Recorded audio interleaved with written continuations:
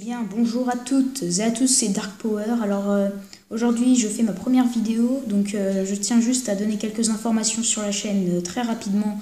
Donc ma chaîne sera sur Star Wars et principalement en fait ça sera que Star Wars, donc Star Wars Battlefront 2 et des informations que je donnerai sur Star Wars, plus du Lego Star Wars avec de la construction de temps en temps, mais ça sera pas toujours.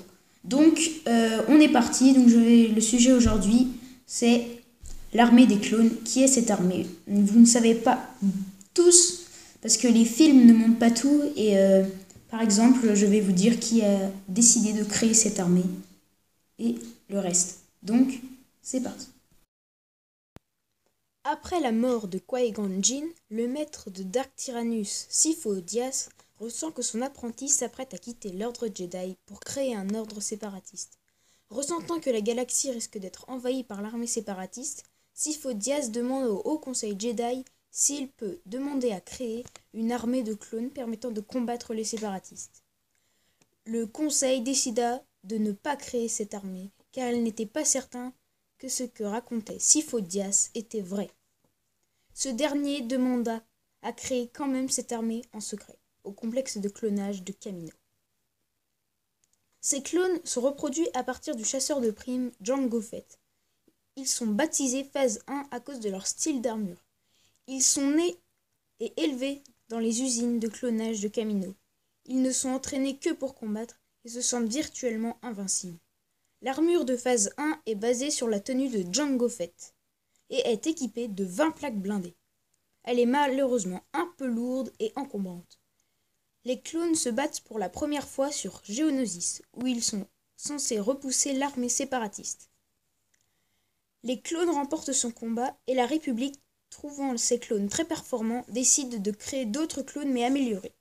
Ces nouveaux clones seront nommés phase 2.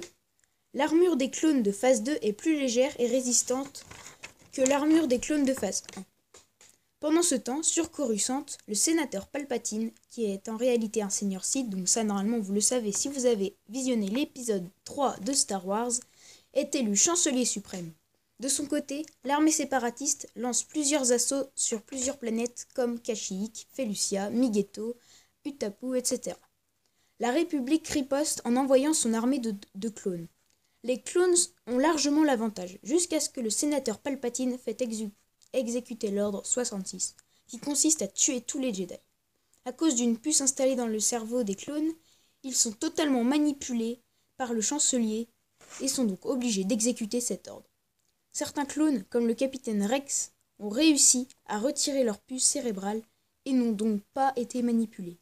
Une grande partie des Jedi a été exterminée et il reste très peu de survivants. Voici maintenant quelques dates. En -32 avant la bataille de Yavin, l'armée des clones a été créée.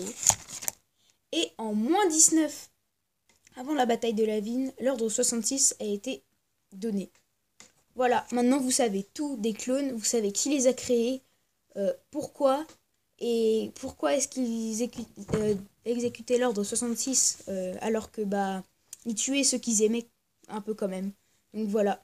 J'espère que vous avez bien suivi et que vous avez tout compris. En tout cas, pour ma part, c'est terminé. C'était Dark Power. J'espère que cette vidéo vous aura plu. N'hésitez pas à vous abonner, à mettre un petit like. Ça fait toujours plaisir. Ciao, à la prochaine. Ciao.